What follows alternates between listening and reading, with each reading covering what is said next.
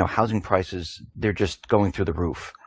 And the last time we saw this was back in 2007, 2008, where prices were continually climbing, climbing, climbing. Do you believe that the housing market is in a bubble right now, or is this normal what we're seeing?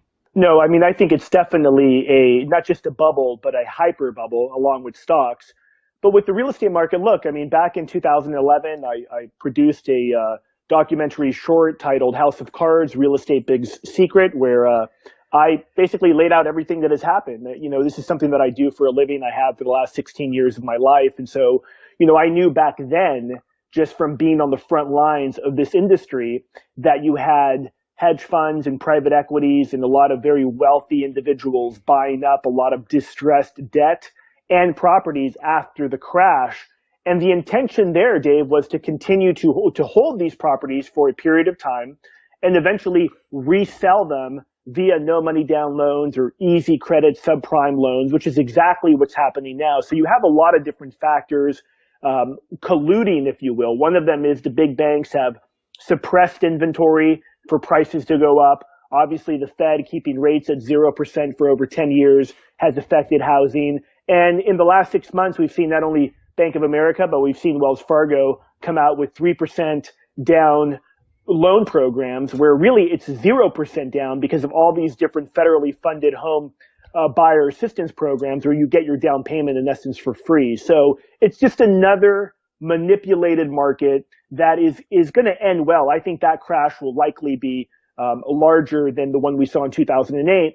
And the last factor affecting this is the people freaked out around the world about what's happening economically. I mean, this year alone, you're going to see Chinese investors. And when I say Chinese investors, Dave, 60% of that's really the Chinese government that is buying a quarter trillion dollars of U.S. real estate in housing, in commercial apartment buildings, all kinds of different industry spaces as far as real estate is concerned. So there's multiple factors that are influencing the market. And yeah, I believe it's a hyper bubble. So when you say hyper bubble, I mean, just explain to the people what you mean by hyper bubble. We've heard bubbles before, but you're using the term hyper bubble. What do you mean by that? Well, look, I think a hyper bubble is what I mean by that is that right now we have the real estate market completely on fire. Now, it's not in every single market, Dave, but if you look at the big metro markets and the kind of surrounding tertiary markets, you see prices upwards of 5, 10, 15%, in some cases double digits from where they were just a few years ago. In addition to that, like states like California, some places in Florida, you've had double-digit growth for the last 3, 4, 5 years. So it's just an unsustainable track record. You mentioned Case-Shiller earlier.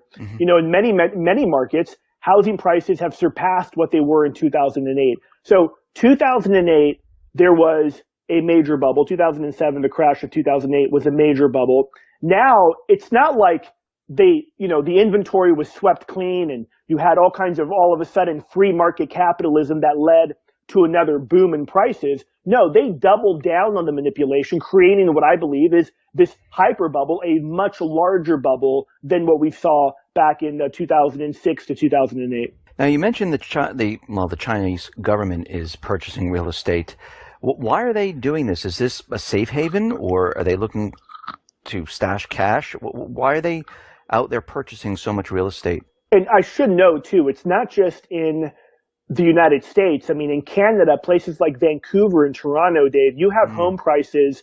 The medium home price in Vancouver is almost $1 million because you have foreigners, mostly Chinese, that are coming in and they're paying whatever they can just to park some cash and get it out of China, which is interesting if you think about it. I think many of the listeners listening today, you and I included, Dave, would believe that, look, maybe America is not the biggest hedge against a global crisis because of the unsustainable debts that the U.S. government currently holds. But certainly people in China and other people in Europe around the world believe America is still a safe haven. And so that's why you're seeing them park money here, not only for the safe haven aspect, but also because they're able to get visas to bring their families over here if they park a certain amount of cash in the U.S. But I think they're trying to preserve wealth. And the way that they see that is by buying real estate, mostly in affluent markets or bigger metro markets that they believe will hold their value long term. Do you think this bubble was driven by, like you said, the foreign investors, maybe hedge funds, maybe investment companies? Do you think most of the American people are sitting on the sidelines where they're not actually purchasing, or do you see Americans actually out there purchasing? Well, I certainly see people that are investors, which I deal with a lot, buying real estate today. I think that, look, you had, in March, you had the largest bump in mortgage applications. And again, they're trying to create a situation, a new subprime. I mean, going back to that Wells Fargo new home loan program, you need a 580 credit score to qualify for it.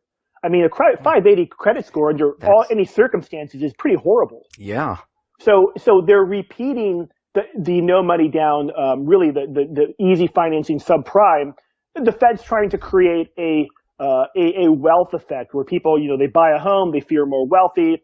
The Fed thinks they'll go out and spend more money. The point is, I think what we've seen is a collusion between mainstream media, central bankers, and Wall Street bankers all colluding, and the federal government as well, all colluding to try to boost home prices. Look, I will often say in my videos, Dave, I'm surprised housing's not talked about more. I look at it as one of the cornerstones of the U.S. economy, for the simple reason that it's one of the biggest drivers of this total fraud, illusion, fairy tale that the Fed calls the wealth effect, or what Ben Bernanke called the wealth effect, where they think that people become a homeowner and magically they're going to spend more money because they think, wow, I bought a home. It's the American dream. Look how great I am. That experiment has failed horribly. I agree with you. I look at real estate also, and I do believe that this is the cornerstone of what is going on here. And I think that's one of the reasons why they had to push the housing prices up, because when the people see housing prices go up, they automatically feel that everything is fine. Well, yeah, they feel everything's fine. Another thing, Dave, in the last 3 or 4 months, you've seen refinances, surpassing and hitting new records as far as people refinancing and using their homes as ATMs again. And then, so yeah, they're basically repeating the same exact thing that I believe we saw. But going back to the point of the question was, are Americans buying in? Look, the millennial generation, 20s to 35-year-olds in that range, they're the biggest demographic in the United States. And they're saddled, many of them, with student debt. Many of them can't qualify to buy a home. And the Fed and the U.S., the government, politicians want to get this segment, this demographic to buy homes. And that's where they're targeting for this, what I believe is this next big wave in price escalations that we're going to see. This is exactly what I talked about in that documentary short that I mentioned earlier. The last stage of this, we're already beginning to see it, was a rollout of easy financing. So all the big landlords in America, i.e. the hedge funds and private equities and sovereign wealth funds that have bought a ton of real estate, are going to begin to transfer the assets that they purchased and unload them to unsuspecting American home buyers that are able to get cheap financing prior to the crash. Now, we already see Sam Zell, where he's out there saying it's time to sell. And he actually did this back in 2007, going into 2008, prior to that a little bit, where he was unloading his real estate. Now, I know he has a lot of real estate, but this is an indicator that he's getting out, isn't it? Or starting to get out. Well, he's starting to get out. He certainly has said he's no longer buying, at least at this point in time. He owns thousands and thousands of apartment buildings, apartment units. And so, yeah, he's begun to sell in markets like LA and other markets where the prices have just gone absolutely, kind of like that hockey stick graph where they've gone vertical. And so he, can't resist. And he's also talking about what the Fed's doing to housing with its rate policy. So yeah, look, in 2007, 2008, he called it perfectly. He sold a lot of his assets, did very, very well. He's doing the same thing again. And there's other billionaires, and I'm sure we'll get into this as well, but you look at just a Wall Street Journal article last week talking about George Soros buying gold miners, being very bearish on the global economy. So Sam Zell's not alone. What I find interesting is some of these very wealthy individuals, their solution varies. I mean, you have Ray Dalio from Bridgewater and Associates talking about, we need helicopter money. We need the Fed to print money and to basically give it to big banks to lend out. So it's amazing. Even some of the most brilliant economic minds are coming up with solutions that I think are absolutely horrible, may work short term, but long term, they're going to be absolutely horrible. Let's switch gears to what the economy is doing right now. And we know from the beginning of this year, the stock market was down. It's been pushed back up. It's floating around. And precious metals, it went from, I think, 1,050 or so back in December. Now it's up into 1,200 and change. The president was out there telling us that actually twice that the economy is perfect. It's doing well. There are no problems whatsoever. And at this point in time, what's your take on what the economy is doing? Well, the economy is contracting. I'm one of those guys that believe that we averaged out over the last 10 years. We've likely had negative growth every single quarter. The only thing that bumps it into positive growth, at least on paper, is inflation. You factor that out and it's been negative growth. I mean, and that's what the Fed continues to try to do, hit a 2% inflation target, and they've tried everything. The only thing you haven't tried is this notion of helicopter money that I mentioned earlier, that it's completely different from quantitative easing. But look at the jobs report last quarter. It was absolutely horrible. And in spite of that, you still see the stock market going up or holding its value. It's so amazing that shows you the depths of insanity, Dave, where it's the worse the economic news is, the better the stock market does, because investors are like, wow, the Feds won't raise rates. I mean, that's what it's come to. Right. It's complete insane. So look, the economy's been completely stagnant. Wages aren't raising. And the simple fact of it is that they haven't allowed a flushing down the toilet of all the malinvestments that have been created going back 10, 15 years. What they've done is there's a crash. The Fed comes in and they print money. They do all of these measures. Government spends more money to try to boost things and create almost like a zombie economy. What should have been done in 2008 is let the whole thing crash, let banks fail, and rebuild off of that. But they'll never do that, unfortunately. I mean, that's the way a real free market economy should work, and that's not what we have today. But I mean, look, the economy right now, it's not doing great, for the exception of individuals that own stocks, for the exception of individuals that are buying and selling real estate. I mean, it's not all bad everywhere. There's some markets that are doing well and some industries that are doing well. You see, the other day, LinkedIn was purchased by Microsoft for something like $32 billion. So it's not all bad. But when you add in the debt, when you add in the monetary policies of the Fed, it spells an absolute recipe for disaster. Overall, do you think that the U.S. is already in a recession or approaching a recession? Well, I would say that it's really become so industry specific, but I think overall the average American is hurting, and you can just see this in the political process. You see the tens of thousands of people that came out for Bernie Sanders, who's talking complete gibberish and I mean just complete delusions as far as how he feels he can fix the economy, or you see people going out to Trump events because they recognize bad trade deals and a lot of other things government has done has screwed the middle class. So I think that's the biggest indicator for how the economy is doing, is the tens of thousands of people that are showing up for these two candidates that are pointing to systemic problems in the overall economy. So that leads us to what is happening in the UK, where we have David Cameron, we have other officials, because we know the vote is coming up very soon. And they're talking doom and gloom. If we leave the euro, we're going to have war, we're going to have a collapse, the earth's going to implode. I mean, they're coming up with everything they can possibly think of to scare everyone. What is your take on what would happen if the UK decided to leave the Eurozone? I think if the UK does leave the EU, I think the internationalists at the IMF, the rest of the collection of the EU masters that basically are unelected bureaucrats, will try to punish the UK financially to set an example for the other copycats that may want to follow suit. But I think ultimately the UK will be much better. They have an economy that they can rebuild around oil, shipping, insurance, finances, a lot of different things. Their tourism is big. So there's a lot of ways, just like Greece. I mean, look, Greece took 3 bailouts in 5 years. And we were all told it's a disaster if they leave. Well, they could have built their economy around mining, around shipping, around tourism. They decided not to do that. I think it'd be great for the UK. Unfortunately, I'm one of those guys, Dave, that believe that the vote's going to be rigged, just like we saw the Scottish independence vote. I believe that was rigged.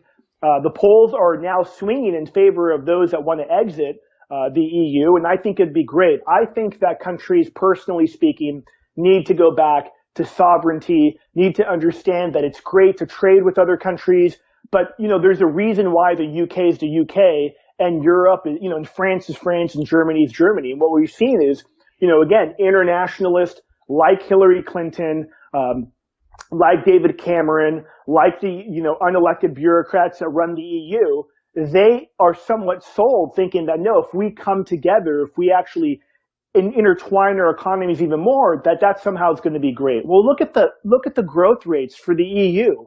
I mean, look at the fact that the UK needs to, in essence, continue to bail out and keep these Eastern European countries on life support that are poor. It just doesn't work out for the people in the UK. And I think that it'd be great if they left. It'd be a great example for sovereignty around the world. I just think that the vote's going to be rigged. I agree with you. I think the vote most likely will be rigged. Even if they do vote to exit, I mean, look what happened in Greece. They voted for a brand new government. Tsipras promised them everything that they wanted, and then he turned on the people. Right.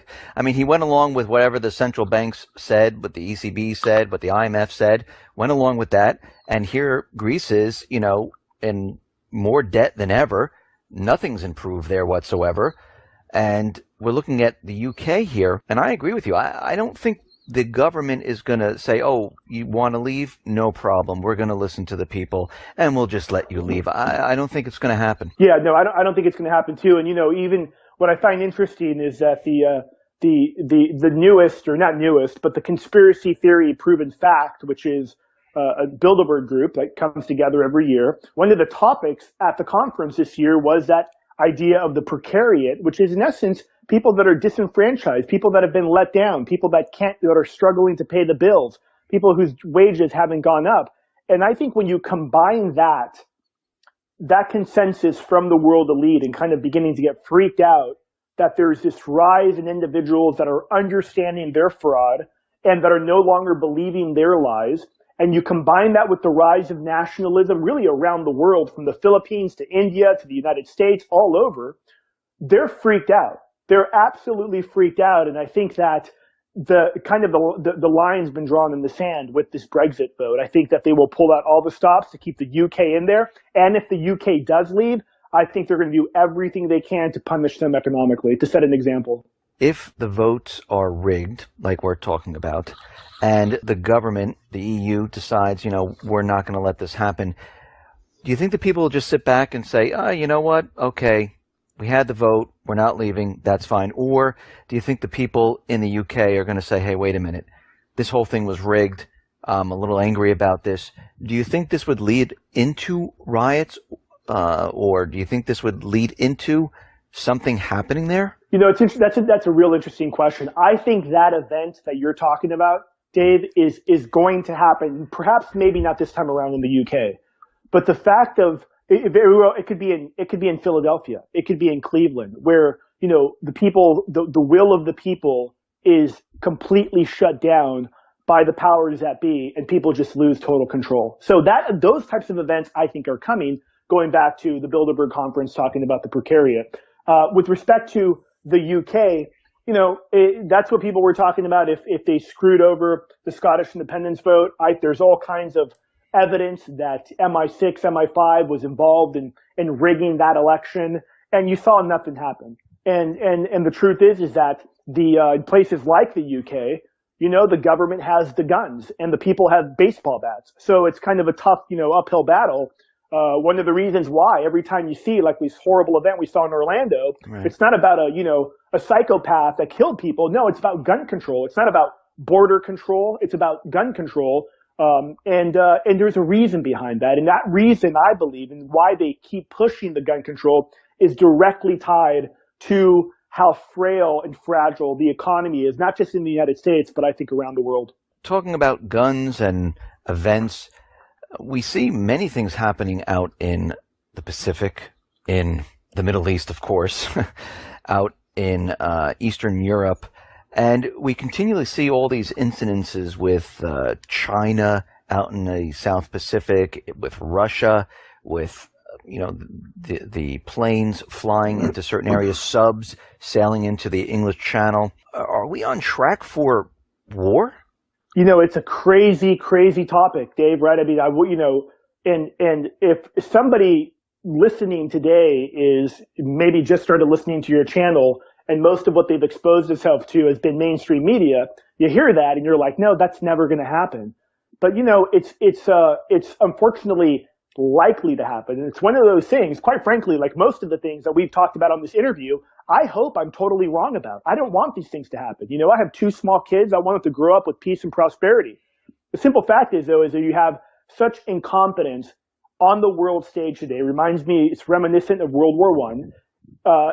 And really everything we've talked about today, economically speaking, ties right into geopolitics and really ties into this like reset of the total economic order of really the world order. And I think that, let's say, for example, the US, Europe begin to really go down in flames. Look, China has probably the leader in economic problems. However, everybody has economic problems. And I think what we could potentially see is, countries, and we're already seeing it, the Russians, the Chinese, the Iranians coming together to try to kind of, counterbalance the US and Europe, and what they believe are more so Washington, D.C. in this unipolar world where Washington thinks that they can make all the rules and everybody needs to follow them. So yes, I think that China is going to say, look, China's argument is pretty simple. The U.S. has 800 military bases around the world, troops in over 120 countries, a presence basically everywhere. China's saying, look, we're going to expand into these islands that we're building, and we're going to set up a Navy base. How can really the U.S. be the moral high ground on that conversation? I don't think they can. And, ultimately we'll see how it plays out. But it's one of those things, Dave, where it's just one little mistake, man, whether it's jets collide, whatever it may be, that could lead to a really ugly situation really quickly. One little thing that happens could just kick off the entire event where it just has a chain reaction and, they tell us that we're in war.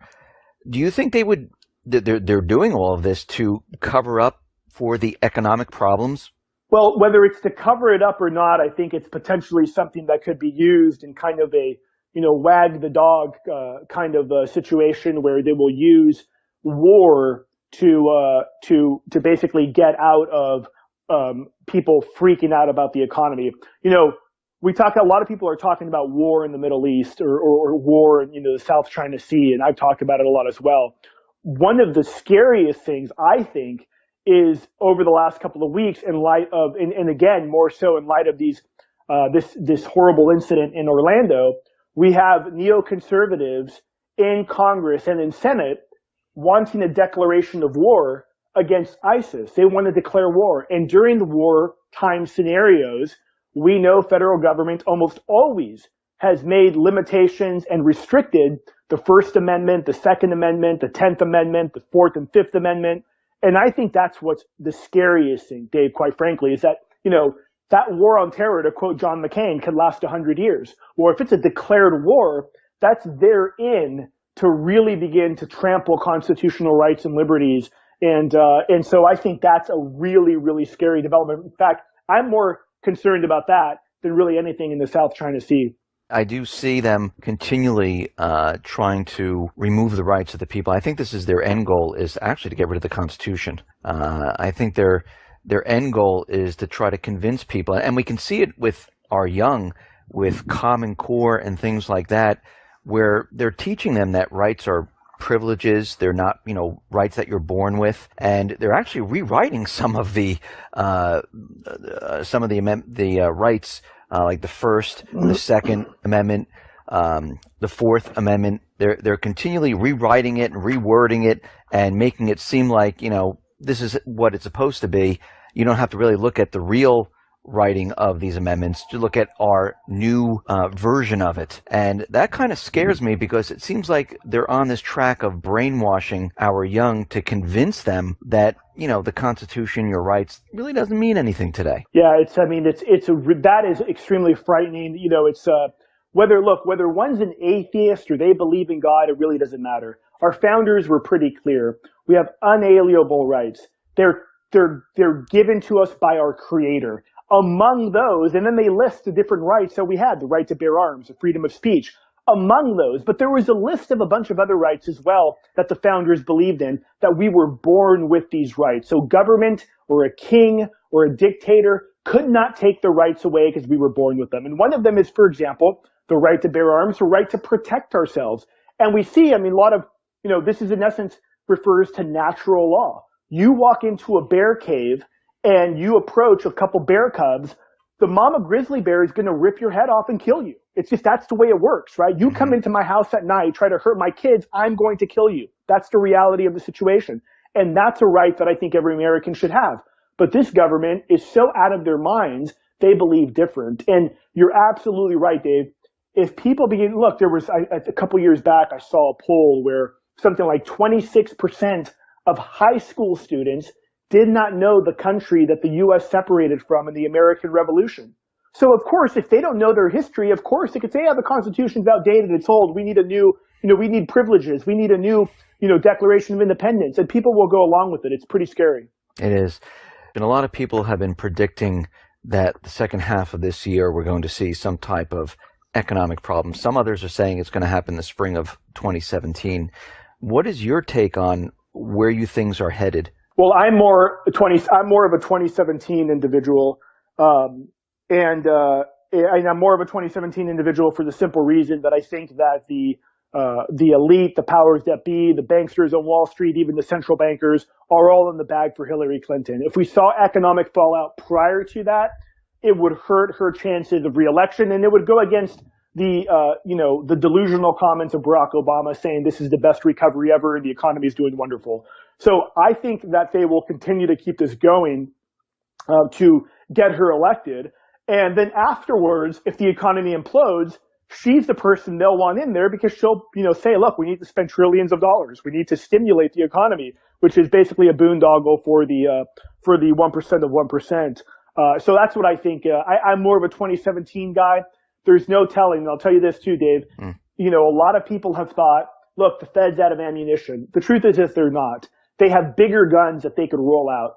I've mentioned helicopter money. People should look into what it is. It's not quantitative easing. Again, you have a lot of high net worth billionaires that are talking about how the government needs to do this. The central bank needs to do this. And again, it would look like the Fed printing literally trillions of dollars and either injecting that into the economy via tax cuts for some, which they may do, but also giving the money to the bank, knowing that the bank's going to turn around and inject it right into the economy through easy credit, through loans and what have you, hopes that that will boost the economy and get things going. It's an absolute nightmare situation. So I think there's more things that they have in their toolkit outside of black swan events that could just destroy everything that will keep this Ponzi scheme and this zombie economy rolling. Fabian, thank you very much for being on the X22 Report Spotlight.